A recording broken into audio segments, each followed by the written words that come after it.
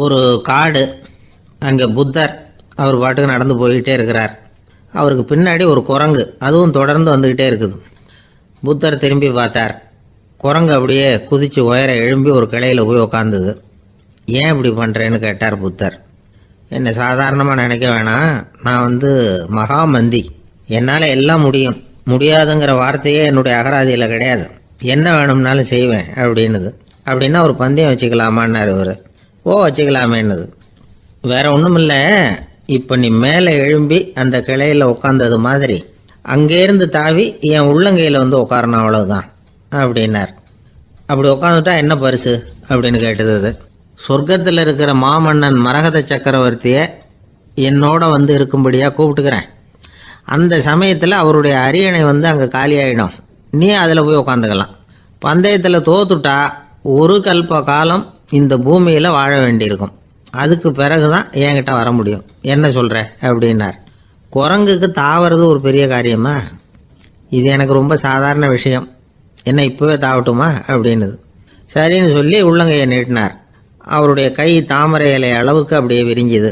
குரங்கு சௌகரியமாக உட்கார்றதுக்காக. குரங்கு தாவறதுக்கு தயாராச்சு.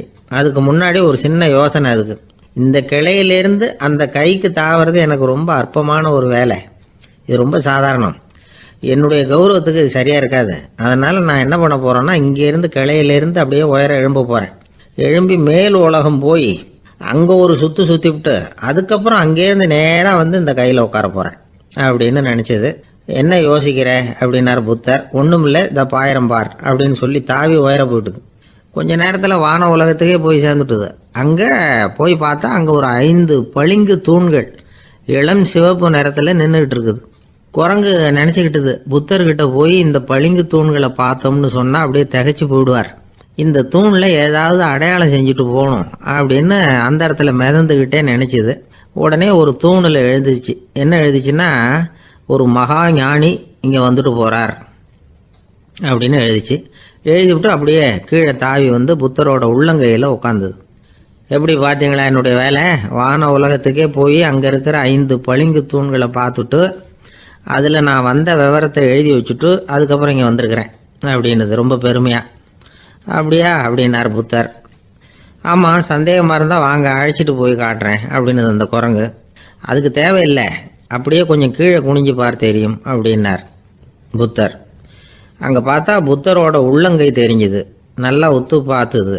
அவரோட ஒரு விரலில் அது எழுதிய வாசகம் தெரிஞ்சுது.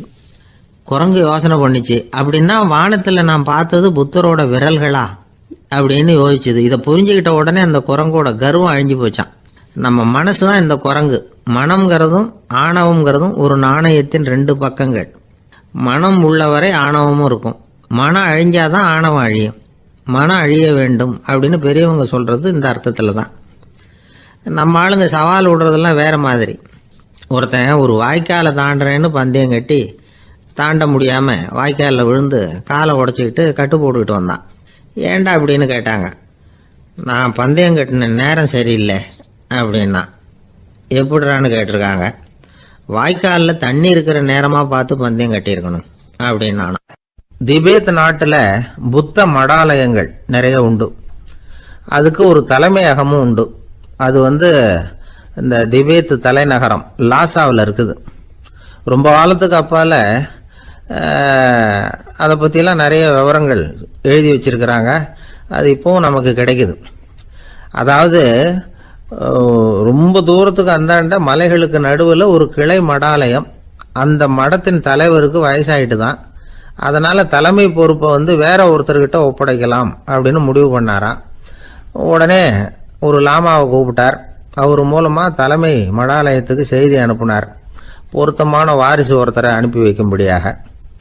அந்த வாலிப லாமா புறப்பட்டார். காடு மேடெல்லாம் நடந்து போகிறார். ரொம்ப நாள் கழித்து தலைமை பீடத்தை அடைஞ்சார். தலைமை குரு கிட்ட விவரத்தை சொன்னார். தகுதியான ஒருத்தரை அனுப்பி வச்சா அழைச்சிட்டு போகிறேன் அப்படின்னார். சரி, நாளைக்கு காலையில் நீங்கள் அவங்க எல்லாரையும் அழைச்சிட்டு போகலாம்னார் அவர். அவங்க எல்லாரையுமா? அங்கே தேவைப்படுறது ஒருத்தர் தானே அப்படின்னார் இவர். ஆமான்னார். அப்புறம் ஏன் எல்லாரையும் அழைச்சிட்டு போக சொல்கிறீங்கன்னார். அது இப்போ உனக்கு புரியாது. நான் ஒரு 100 பிக்குகளை அனுப்புகிறேன், அதாவது பிட்சுகளை.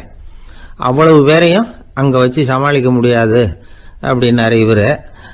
இருந்தாலும் இப்போ அந்த தலைமை குரு என்ன சொன்னார்னா, அதை பற்றி கவலைப்படாத, நான் 100 பேரை அனுப்புகிறேன், அதில் 99 பேர் வழியிலேயே காணாமல் போடுவாங்க, ஒருத்தன் மட்டும்தான் வருவான், அவனும் அங்கே வந்து சேர்ந்துட்டானா நீ ரொம்ப கொடுத்து வச்சவன் அப்படின்னார். இவருக்கு ஒன்றும் புரியல. இருந்தாலும் மறுநாள் அந்த வாலிபல் 100 பேரை அழைச்சிக்கிட்டு புறப்பட்டார். போகிற வழியிலேயே பல பேர் அங்கங்கே பிச்சுக்கிட்டு போயிட்டாங்க. அவர் சொன்னது மாதிரியே வழியில் அவங்க ஊர்கள் இருந்தது தான் காரணம். அப்பா அம்மாவை பார்த்துட்டு வரேன் அப்படின்னு கொஞ்சம் பேர் போனாங்க, சொந்த பந்தத்தை பார்த்துட்டு வரேன் அப்படின்னு கொஞ்சம் பேர். ஒரு வாரம் ஆச்சு. இப்போ மிஞ்சினது 10 பேர் தான். வழியில் ஒரு நகரம், அங்கே சில பிட்சுக்கள் வந்து சந்திச்சாங்க. எங்கள் மடத்து தலைவர் இறந்துட்டார், உங்களில் யாராவது ஒருத்தர் எங்களுக்கு தலைவராக முடியுமா அப்படின்னு கேட்டாங்க. 10 பேரும் தயார். அதில் ஒருத்தரை அழைச்சிட்டு அவங்க போயிட்டாங்க. இன்னொரு ஊரில் சில பேர் வந்தாங்க, வழி மறிச்சாங்க. நில்லுங்க, எங்கள் மன்னர் மகளுக்கு திருமணம், அதை நடத்தி வைக்க 3 லாமாக்கள் தேவை அப்படின்னாங்க. இப்படி கொஞ்சம் கொஞ்சமாக எல்லாரும் காலி. கடைசியில் 2 பேரும் மிஞ்சினாங்க. அங்கே ஒரு இளம்பெண் எதிரில் வந்தா, எங்கள் அப்பா வேட்டைக்கு போயிருக்கிறாரு, இன்னும் திரும்பி வரல, வீட்டில் வேற யாரும் இல்லை, தனியாக இருக்க பயமாக இருக்கு, யாராவது ஒருத்தர் எனக்கு துணையாக இருக்கணும் அப்படின்னு கேட்டுக்கிட்டா. எங்கள் 2 பேரில் நீயே ஒருத்தரை தேர்ந்தெடுத்துக்கோ, இல்லைன்னா எங்களுக்குள்ள சண்டை வந்துடும் அப்படின்னாங்க.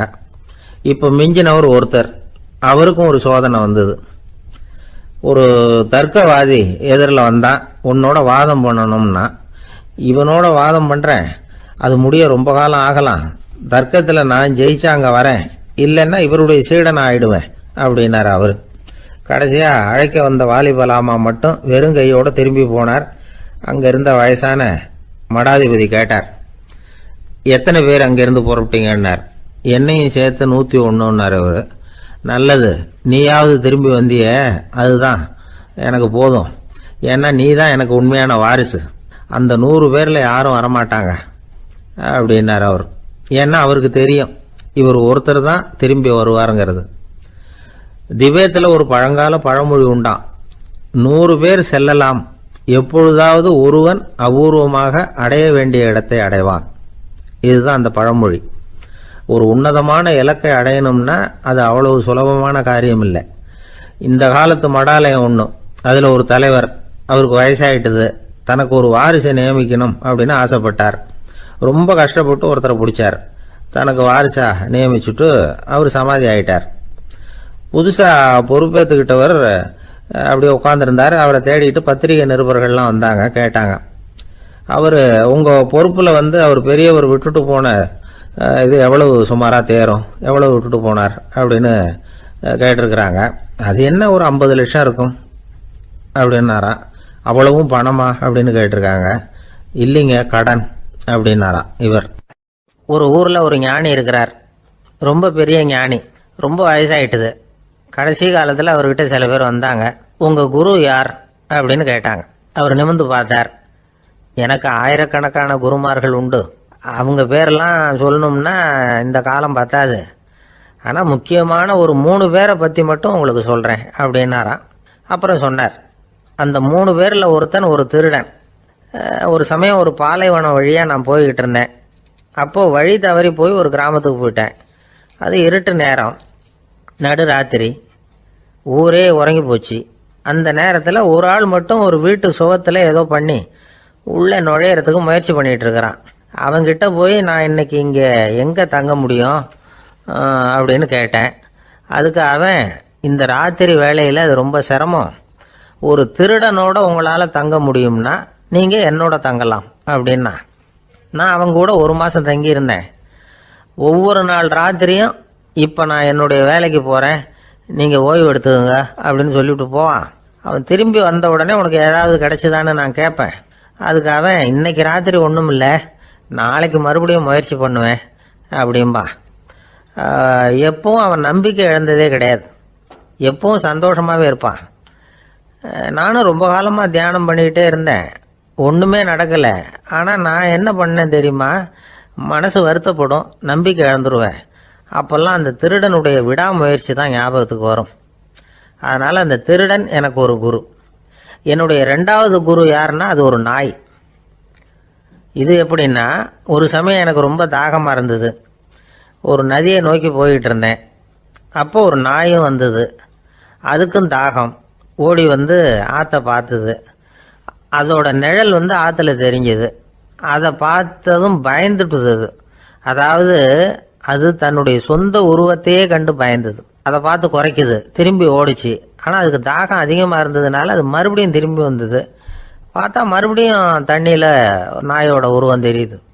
இப்படி சில தடவை பண்ணிச்சு. இருந்தாலும் கடைசியில் தண்ணியில் குதிச்சுட்டுது துணிஞ்சி. இப்படி குதித்த உடனே அதோட உருவமும் மறைஞ்சுட்டுது. இதை பார்த்தேன். நான் என்ன புரிஞ்சுக்கிட்டேன்னா, எவ்வளவுதான் பயம் இருந்தால் கூட ஒருத்தன் தைரியமாக காரியத்தில் இறங்கணும் அப்படிங்கிறத புரிஞ்சுக்கிட்டேன். இந்த போதனை அந்த நாய்கிட்ட இருந்து எனக்கு கிடைச்சிது. இது ஒன்று. அடுத்தது என்னுடைய 3வது குரு யாருன்னா, அது ஒரு சின்ன குழந்தை. நான் ஒரு சமயம் ஒரு நகரத்துக்கு போனேன். அங்கே ஒரு குழந்தை எரிகிற மெழுகுவத்தி ஒன்று எடுத்துக்கிட்டு வந்தது.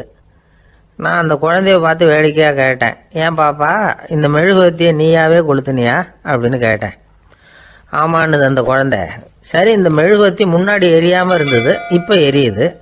இந்த மெழுகுவத்திக்கு வெளிச்சம் எங்கேருந்து வந்தது, அதை எனக்கு காட்ட முடியுமா அப்படின்னு கேட்டேன் அந்த குழந்தைகிட்ட. இதுக்கு அந்த குழந்தை சிரிச்சுக்கிட்டு அந்த மெழுகுவத்தியை ஊதி அணைச்சுட்டுது. அதுக்கப்புறம் என்னை பார்த்து கேட்டுது, இப்போ இந்த மெழுகுவத்தியின் வெளிச்சம் போனதை பார்த்தீங்க இல்லையா, அது எங்கே போச்சுன்னு எனக்கு சொல்லுங்க அப்படின்னுது. அந்த குழந்தை இப்படி கேட்டதும் என்கிட்ட இருந்த ஆணவம் அழிஞ்சுட்டுது.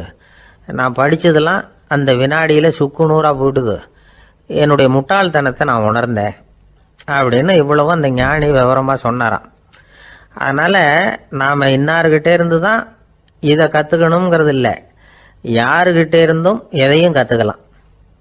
நம்மால் ஒருத்தன் ஒரு நாய் வளர்த்துக்கிட்டு இருந்தான். அந்த நாய்க்கு வால் கிடையாது. யாரோ ஏற்கனவே வெட்டி எடுத்துட்டாங்க. இந்த நாய் தான் சார் எனக்கு குரு, அதுகிட்டே இருந்து கூட நான் பாடம் கற்றுக்கிட்டு இருக்கிறேன் அப்படின்னா. அப்படி என்ன கற்றுக்கிட்டேன் அந்த வால் இல்லாத நாய்கிட்டே இருந்து அப்படின்னு கேட்டோம். நாம் யாருக்கிட்டையும் வாலாட்டக்கூடாது அப்படிங்கிற பாடத்தை அதுகிட்டே இருந்து தான் நான் கற்றுக்கிட்டேன் அப்படின்னா. ஒரு ஊரில் ஒரு ஆள் இருந்தான். அவனுக்கு ஒரே ஒரு மகள். அவளை நல்ல இடத்துல கட்டி கொடுக்கணும்னு ஆசைப்பட்டான். அதுக்காக மாப்பிள்ளை தேடிக்கிட்டு இருந்தான். அவன் கொஞ்சம் வசதியான ஆள். அதனால் நிறைய பேர் வந்தாங்க.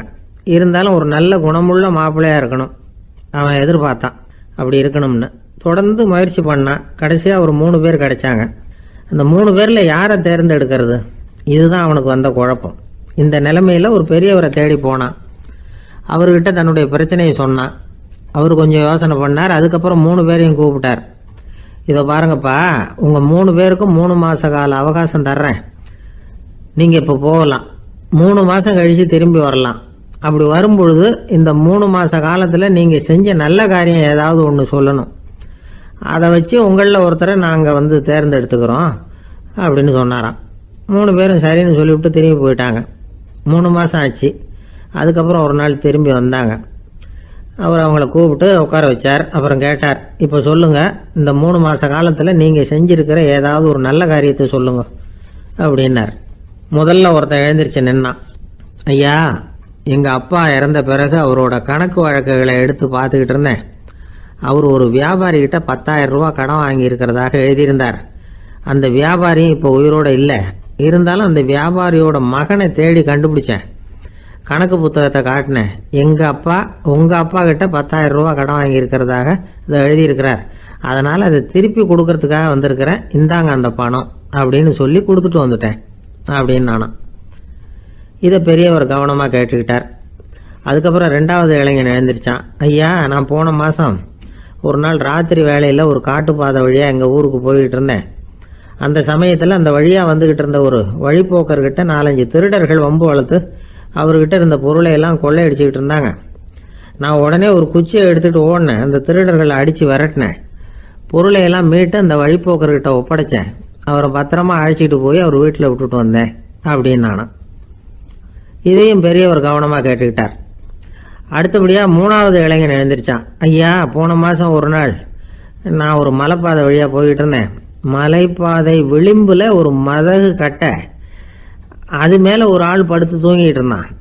அந்த பக்கம் தவறி உருண்டு விழுந்திருந்தான்னா அதில் பாதாளம். அது மலையடி வாரத்தில் போய் தான் விழணும், அவ்வளவு பள்ளம். அது தெரியாமல் அவன் பாட்டுக்கு தூங்கிட்டு இருந்தான்.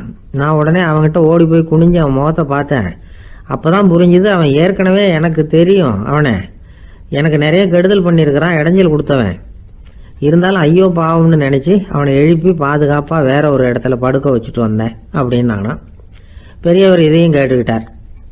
அதுக்கப்புறம் அவங்க 3 பேரையும் பார்த்து, நீங்கள் போகலாம், நாங்கள் யோசித்து முடிவு பண்ணி உங்களுக்கு சொல்லி அனுப்புகிறோம் அப்படின்னாராம். அந்த இளைஞர்கள் புறப்பட்டு போயிட்டாங்க. அதுக்கப்புறம் அந்த பெண்ணோட அப்பாவை பார்த்து சொன்னார், இந்த 3 பேருமே நல்ல பிள்ளைங்க தான், அதில் ஒன்றும் சந்தேகம் இல்லை. இருந்தாலும் இந்த 3 பேர் செஞ்ச செயல்களையும் ஒப்பிட்டு பார்க்க வேண்டியிருக்கு. முதல் இளைஞன் நேர்மைக்கு எடுத்துக்காட்டாக விளங்குறான். இந்த காலத்தில் இது மாதிரி இளைஞர்களை பார்க்கறது ரொம்ப கஷ்டம்தான். இருந்தாலும் அவன் கடமையை தான் செஞ்சான். 2வது இளைஞன் நல்ல வீரன், தைரியசாலி. ஒரு வீரன் எதை செய்யணுமோ அதைத்தான் இவன் செஞ்சான். இவன் ஒரு லட்சிய மனிதன். 3வது இளைஞன் தன்னுடைய பகைவனுக்கே உதவி செஞ்சிருக்கான். அவன் உயிரை காப்பாற்றி இருக்கிறான். பகைவனுக்கு அருள்வதுங்கிறது ஒரு சாதாரண மனுஷனால செய்யக்கூடிய காரியம் இல்லை. பகையை மறக்கிறதும் பகைவனுக்கு அருள்வதும் தெய்வீக பண்புகள். அதனால் இவனையே உன்னுடைய மகளுக்கு ஏற்ற மாப்பிள்ளையா தேர்ந்தெடுக்கலாம் அப்படின்னு சொன்னாங்களாம். ஒரு நல்ல நாளில் அவங்களுக்கு திருமணம் நல்ல விதமாக நடந்து முடிஞ்சுதான். இது சுவாமி சின்மயானந்தர் சொல்லியிருக்கிற ஒரு கதை. இதிலேருந்து நாம் புரிந்து கொள்ள வேண்டிய ஒரு கருத்து, நமக்கு கெடுதல் பண்ணவங்களுக்கும் நாம் நல்லது செய்யணும். ஆனால் நடைமுறையில் அப்படி நம்மளால் செய்ய முடியறதில்ல. அதுதான் சிக்கல். நம்மால் ஒருத்தங்கிட்ட கேட்டேன், ஏண்டா உன்னுடைய பகைவன் ஒருத்தன் அது மாதிரி ஒரு மலைப்பாத மதகு கட்டையில் படுத்திருந்தா உடனே நீ என்ன நினைப்ப அப்படின்னு கேட்டோம். இது ஒரு அருமையான சந்தர்ப்பம்னு நினைப்பேன் அப்படின்னா. எதுக்குன்னு கேட்டோம். அவனை அந்த பக்கமாக உருட்டி கீழே தள்ளுறதுக்கு அப்படின்னா. ஒருத்தர் ரொம்ப கவலையோடு உட்காந்துருந்தார். எதை பற்றி சார் கவலைப்படுறீங்கன்னு கேட்டோம். எதிர்காலத்தை பற்றி கவலைப்படுறேன்னார். ஏன்னு கேட்டோம். என்ன பண்ணுறதுன்னே தெரியல சார், எதிர்காலம் ஒரே இருட்டாக இருக்குது, பாதையே புரியலன்னார். இன்னைக்கு நம்ம இளைஞர்கள் பல பேருக்கு எதிர்காலம் இருட்டாக தான் தெரியுது. அவங்கெல்லாம் இந்த கதையை கொஞ்சம் கேட்கணும். ஒரு மலை அடிவாரத்தில் ஒரு சின்ன கிராமம். அந்த மலை ரொம்ப உயரமானது. அடர்த்தியாக செடி கொடிகள் மரங்கள் அதில் மண்டி கிடக்குது. பகல் வேளையில் இருட்டாக தான் இருக்கும், அவ்வளவு அடர்த்தி. அந்த மலை உச்சியில் ஒரு கோவில். நாள் ராத்திரியே புறப்பட்டாதான் காலையில் அந்த கோயிலுக்கு போய் சேர முடியும். கிராமத்து இளைஞன் ஒருத்தன் அந்த மலை உச்சிக்கு போக வேண்டியிருந்தது. கையில் ஒரு விளக்கை எடுத்துக்கிட்டு நாள் ராத்திரியே புறப்பட்டான். புறப்பட்டு போனவன் கிராமத்து எல்லையிலேயே நின்றுட்டான். ஏன் தெரியுமா? அவன் கையில் இருந்த விளக்கோட வெளிச்சம் 10 அடி தூரத்துக்கு தான் தெரியுது. அது வரைக்கும் தான் பாதை தெளிவாக இருக்குது. அதுக்கு அப்பால எல்லாம் ஒரே இருட்டாக இருக்குது, பாதை புரியல. இவன் யோசனை பண்ணி பார்த்தான். மனசுக்குள்ள ஒரு சந்தேகம். 10 அடி தூரம் தானே வெளிச்சம் தெரியுது, அப்படின்னா நாம் 10 அடி தூரம் தானே போக முடியும். அதுக்கும் அந்தாண்ட ஒரே இருட்டாக இருக்குதே, அதில் எப்படி நாம் நடந்து போகிறது? நாம் ரொம்ப தூரம் நடந்து போய் ஆகணுமே. அப்படிப்பட்ட நினப்பெல்லாம் அவனுக்கு வந்துட்டுது. இதுதான் அவன் மனசில் ஏற்பட்ட தயக்கம். இப்படி யோசிச்சுக்கிட்டே அந்த இளம் ஆசாமி புறப்பட்ட இடத்துலயே நின்றுகிட்டு இருக்கிறான். அந்த சமயத்தில் ஒரு வயசான பெரியவர் அந்த பக்கமாக வந்தார். அவர் கையில் இதை விட சின்னதாக ஒரு விளக்கு வச்சிருந்தார். அது எப்படின்னா, அது ஒரு 5 அடி தூரத்துக்கு தான் வெளிச்சம் காட்டுது. அவ்வளவு சின்ன விளக்கு. அவரும் மலை உச்சிக்கு போகிறதுக்காக தான் வந்துகிட்டு இருக்கிறார். அவரை பார்த்து இவன் கேட்டான், என்ன பெரியவரே, இவ்வளவு சின்ன விளக்க வச்சுக்கிட்டு அவ்வளவு தூரத்துக்கு எப்படி மலையேற போறீங்க அப்படின்னு கேட்டான். நீ ஏன் இப்படி தயங்கிட்டே நிற்கிறேன்னு கேட்டார் பெரியவர். என்கிட்ட இருக்கிற விளக்கு 10 அடி தூரத்துக்கு தான் பாதையை காட்டுதுன்னா. இப்போ பெரியவர் சொன்னார், தம்பி, உன் கையில் இருக்கிற விளக்கு கொடுக்குற வெளிச்சத்தை வச்சு நீ முதல்ல 10 அடி தூரம் முன்னாடி போ. 10வது அடியில் போய் நின்றுக்கிட்டு பாரு, மறுபடியும் ஒரு 10 அடி தூரத்துக்கு பாதை தெரியும். இப்படி உன் கையில் இருக்கிற விளக்கு தொடர்ந்து வெளிச்சம் காட்டிக்கிட்டே இருக்கும். நீ முன்னேற முன்னேற அந்த வெளிச்சமும் முன்னேறும். அதனால எத்தனை கிலோமீட்டர் தூரம் வேணும்னாலும் நீ இந்த 10 அடி தூரம் வெளிச்சத்தை வச்சுக்கிட்டே நீ போயிடலாம், புறப்படு அப்படின்னார். இப்போதான் அந்த பெரியவர் சொன்னது இளைஞனுக்கு பளிச்சுன்னு புரிஞ்சுதான். உடனே உற்சாகமாக புறப்பட்டான், உச்சிக்கு போய் சேர்ந்தான். இந்த கதையிலேருந்து நாம் புரிஞ்சுக்க வேண்டியது என்ன தெரியுமா? நீண்ட கால திட்டம் ஒன்று போடும் பொழுது நமக்கு முன்னாடி இருக்கிறத மறந்துட்டு மனசை போட்டு குழப்பிக்க கூடாது. உங்கள் கையில் என்ன இருக்கோ அதுலேயே உங்கள் எதிர்காலம் மறைஞ்சிருக்குது. கண் முன்னாடி தெரியறத வச்சு ஆரம்பிங்க, போக போக வழி தானா புலப்படும் அப்படிங்கிறார் ஒரு பெரியவர். பெரிய பயணங்களையெல்லாம் இப்படி தான் நடத்த வேண்டியிருக்கும். ஒவ்வொரு அடியாக எடுத்து வச்சா ஓடி போய் சேர்ந்து விடலாம், மலைச்சு போய் நின்றுட்டா நின்றுக்கிட்டே இருக்க வேண்டியது தான். நம்ம ஆள்லாம் ரொம்ப மோசமாக இருக்கிறாங்க. ஒருத்தன் அப்படி தான் நீண்ட தூர பிரயாணம் ஒன்று புறப்பட்டான். ரயில் போய்கிட்டே இருந்தது. கொஞ்ச தூரம் போச்சு, பாதி வழியில் கையில் வச்சுருந்த டிக்கெட்டை காற்றுல விட்டுட்டான். ஐயோ என் டிக்கெட்டு போயிட்டுதே அப்படின்னு கத்த ஆரம்பிச்சுட்டான். பக்கத்தில் இருந்த பெரியவர் அவனை பார்த்து பரிதாபப்பட்டு, கவலைப்படாத தம்பி, போனா போகுது, வேற டிக்கெட் வாங்கிக்கலாம் அப்படின்னு ஆறுதல் சொன்னார். அதுக்கு அவன் சொல்கிறான், சார் நான் அதுக்காக அழலை, அந்த டிக்கெட்டு கிடைச்சா தானே நான் எந்த ஊருக்கு போகணுங்கிறது எனக்கு தெரியும் அப்படிங்கிறான். ஒரே ஒரு ஊரில் ஒரு பாதிரியார் இருந்தார். ரொம்ப நாள் சந்தோஷமாக வாழ்ந்தார். ஒரு நாள் அவர் மடத்து சமையல் அறையில் பாத்திரங்களை கழுவி துலக்கி சுத்தப்படுத்திக்கிட்டு இருந்தார். அந்த சமயத்தில் ஒரு தேவதூதன் அவர் முன்னாடி வந்து நின்னான். இவர் நிமிர்ந்து பார்த்தார். ஆண்டவர் என்னை உங்ககிட்ட அனுப்பியிருக்கிறார், பரலோகத்தில் வாசம் செய்யறதுக்கு உங்களுக்கு நேரம் வந்துட்டுது அப்படின்னு அந்த ஆள். ஆண்டவருக்கு என்னோட ஞாபகம் வந்ததுக்கு நன்றி. ஆனாலும் இப்போ இங்கே நீயே பாரு, எவ்வளவு பாண்டங்கள் பாக்கி இருக்கு, இவ்வளவையும் நான் சுத்தப்படுத்த வேண்டியிருக்கு. நான் நன்றி கெட்டவனாக இருக்க விரும்பலை. இந்த பணியை முடிக்கிற வரைக்கும் என்னுடைய பரலோக வாழ்வை தள்ளி வைக்க முடியுமா? நீ என்ன நினைக்கிற அப்படின்னு கேட்டார். தேவதூதன் தனக்கே உரிய விவேகத்தோட அன்போட பாதிரியாரை பார்த்தான். சரி, என்ன செய்யலாம்ங்கிறத அப்புறம் சொல்கிறேன் அப்படின்னு சொல்லிவிட்டு புறப்பட்டு போயிட்டான். ஒரு நாள் அந்த பாதிரியார் தோட்டத்தில் உள்ள களைகளை எல்லாம் ஒரு களை கொத்தியால் கொத்தி களை எடுத்துக்கிட்டு இருக்கிறார். அந்த சமயத்தில் இந்த தேவதூதன் மறுபடியும் அவர் முன்னாடி நிற்கிறான். பாதிரியார் பார்த்தார். இதை பாரு, இந்த தோட்டம் பூராவும் எவ்வளவு களை மண்டி கிடக்கு, பரலோகம் கொஞ்ச காலம் எனக்காக பொறுத்திருக்கலாம்னு நீ நினைக்கிறியா அப்படின்னு கேட்டார். தேவதூதன் சிரிச்சுக்கிட்டே மறுபடியும் மறைஞ்சிட்டான். மறுபடியும் அவர் களை எடுக்கிறது, தானிய களஞ்சியத்துக்கு வர்ணம் பூசுறது, இப்படிப்பட்ட வேலைகளில் ஈடுபட்டிருக்கார். இன்னொரு நாள் ஒரு மருத்துவமனையில் நோயாளிகளை கவனிச்சுக்கிட்டு ரொம்ப தீவிரமாக இருக்கிறார் அந்த பாதிரியார். ஒரு நோயாளியோட தாகத்துக்கு தண்ணீர் கொடுத்துட்டு நிமிர்ந்து பார்க்குறப்போ தேவதூதன் மறுபடியும் அவர் முன்னாடி நிற்கிறான். இந்த தடவை பாதிரியார் தன்னலமற்றவராக பேரன்பை காட்டக்கூடிய வகையில் தன்னுடைய 2 கைகளையும் உயர்த்தியபடி தேவதூதனின் கவனத்தை பிணியால் வாடக்கூடிய நோயாளிகளின் பக்கம் திருப்பினாராம். தேவதூதன் ஒன்றும் சொல்லலை, மறைஞ்சிட்டான். அன்னைக்கு சாயந்தரம் பாதிரியார் மடத்தில் உள்ள தன்னுடைய அறைக்கு போய் இளைப்பாறினார். யோசிச்சு பார்த்தார். தேவதூதனையும் தேவதூதனின் விருப்பத்தையும் பல நாள் தள்ளி போட்டு வந்ததையும் அவர் ரொம்ப நினச்சி பார்த்தார். திடீர்னு தான் முதுமை அடைகிறதையும் சோர்வு அடைகிறதையும் உணர்ந்தார். ஆண்டவரை நினைச்சார். ஆண்டவரே, உம்முடைய தூதனை மறுபடியும் என்கிட்ட அனுப்புனா நான் சந்திக்கிறதுக்கு ஆவலாக இருக்கேன் அப்படின்னு சொல்கிறப்பவே தேவதூதன் பக்கத்தில் நின்னான். பாதிரியார் நிமிர்ந்து பார்த்தார். நீ இப்போவே என்னை அழைச்சிக்கிட்டு போக விரும்பினா நான் பரலோகத்துக்கு வர்றதுக்கு தயாராக இருக்கேன்னார். தேவதூதன் அந்த பாதிரியாரை அன்போடவும் விவேகத்தோடவும் பார்த்து, நீங்கள் என் கூட பரலோகத்துக்கு வர்ற தயாராக இருக்கிறதா சொல்கிறீங்க, ஆனால் நீங்கள் இதுவரைக்கும் வேற எங்கே இருந்ததா நினைக்கிறீங்க அப்படின்னு. அப்படின்னா இதுவரைக்கும் இருந்த இடம்தான் பரலோகம் அப்படிங்கிறத உணர்த்தியிருக்கிறான். பரலோகம்னா என்னன்னு புரிஞ்சுக்கிறதுக்கு இந்த சம்பவம் நமக்கு உதவியாக இருக்குது. தொண்டு செய்கிறத விட பெரிய செயல் வேற எதுவும் இருக்க முடியாது. அது நம்ம மனசுக்கு கொடுக்குற சுகத்தை வேற எதுவும் கொடுக்க முடியாது. நாம் தொண்டு செய்கிற இடம் தான் அந்த புண்ணிய இடம். ஆனால் இந்த காலத்துல எல்லாம் நாம் தொண்டு செய்யணும்னு நினச்சி ஏதாவது ஆரம்பித்தா கூட அதை ஒரு மாதிரியாக சுற்றி நின்று வேடிக்கை பார்க்க ஆரம்பிச்சிடுறாங்க. ஒரு பெரியவர் அப்படித்தான் ஒரு தொண்டு செஞ்சுக்கிட்டு இருந்தார். ஒரு கோவில் கட்டிக்கிட்டு இருந்தாங்க. அதில் ஒரு இடத்துல ஒரு பலகையை வச்சு ஆணி அடிக்கிற வேலையை செஞ்சுக்கிட்டு இருந்தார் அந்த பெரியவர். ஒரு சின்ன பையன் அதை ரொம்ப ஊக்கமாக அக்கறையாக கவனிச்சுக்கிட்டு இருந்தான். பெரியவர் இதை கவனித்தார். என்னப்பா பார்க்குற, உனக்கும் இது மாதிரி தொண்டு செய்யணும்னு ஆசையாக இருக்கா அப்படின்னு கேட்டார். அதுக்கு அந்த பையன் சொல்கிறான், அப்படி இல்லைங்க, நீங்கள் ஆணி அடிக்கிறப்போ கையில் சுத்தியால் அடிச்சுக்கிட்டா எப்படி துடிப்பீங்க, எப்படி கத்துவீங்கன்னு தெரிஞ்சுக்கிறதுக்காக அதை பார்க்கணும்னு ஆசை, அதுக்காக தான் காத்துக்கிட்டு இருக்கேன் அப்படின்னு நான். ஒரு அம்மா, அவங்களுக்கு 35 வயசு இருக்கும். குடும்பத்தில் எந்த கஷ்டமும் இல்லை. இருந்தாலும் காரணம் இல்லாமல் பிள்ளைங்க பேரில் கோவப்படுறது, எரிஞ்சு விடுறது அவங்க வழக்கம். பிள்ளைங்க அழும். உடனே அவங்க மனசும் சங்கடப்படும். இன்னொரு அம்மா, நல்ல வேலையில் இருக்கிறவங்க, வாரத்துக்கு ஒரு தடவையாவது தலைவலி வந்துடும். இவங்களுக்கெல்லாம் உடம்புல எந்த கோளாறும் இல்லை, மனசு மட்டும் சரியாக இருக்காது. தூக்க மாத்திரை கையில் வச்சுருப்பாங்க. 30-35 வயசுடைய பெண்களுக்கு சர்வசாதாரணமாக காணப்படுகிற மனக்கோளாறு இது.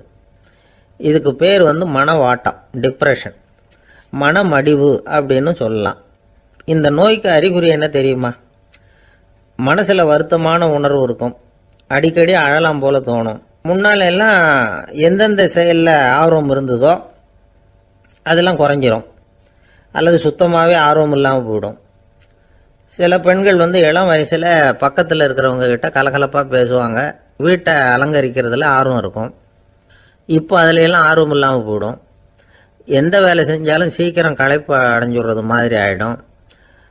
நமக்கு யாருமே உதவியா இல்லை, நம்ம எல்லாரும் கை விட்டுட்டாங்க போல இருக்குதே அப்படிங்கிற உணர்வுலாம் உண்டாகும். தன்னைத்தானே குறை சொல்லிக்குவாங்க, நாம் தப்பு பண்ணிவிட்டோம் போல இருக்குதே அப்படின்னு தோணும். குற்றம் பண்ணிட்டதா நினச்சி கஷ்டப்படுவாங்க. பசி இருக்காது, தூக்கத்தில் தொந்தரவு இருக்கும். அடிக்கடி செத்து போடலாங்கிற உணர்வு வரும், தற்கொலை பண்ணிக்கலாங்கிற எண்ணம் உண்டாகும். சில பேர் தற்கொலை முயற்சியில் கூட ஈடுபடுவாங்க. சில பேருக்கு பலவிதமான உடல் வலிகள் இருக்கும், பலவீனம் இருக்கும், சீக்கிரமாக களைப்படைஞ்சு போடுவாங்க. இதெல்லாம் மனவாட்ட நோய்க்கான தன்மைகள். இந்த மனவாட்டம், அதாவது டிப்ரெஷனை 2 வகையாக பிரிக்கலாமா. ஒன்று தானாக உண்டாக்கிக்கிறது, இன்னொன்று எதிர் விளைவை உண்டு பண்ணுகிற அல்லது நரம்பு சம்பந்தப்பட்ட டிப்ரெஷன். தானாக உண்டாக்கிக்கிற மனவாட்ட நோய் இருக்கு பாருங்க, அதுக்கு ஏதாவது சூழ்நிலை காரணமாக இருக்கலாம் அல்லது இல்லாமலும் போகலாம். மூளையில் டொப்பாமைன் அல்லது செரட்டோனின் இதோட அளவு குறையும் பொழுது இந்த டிப்ரெஷன் உண்டாகுது. இதுக்கு ஓரளவு பிறவி காரணங்கள் கூட இருக்கலாம், குடும்பத்தில் வேற சிலருக்கும் வரலாம்.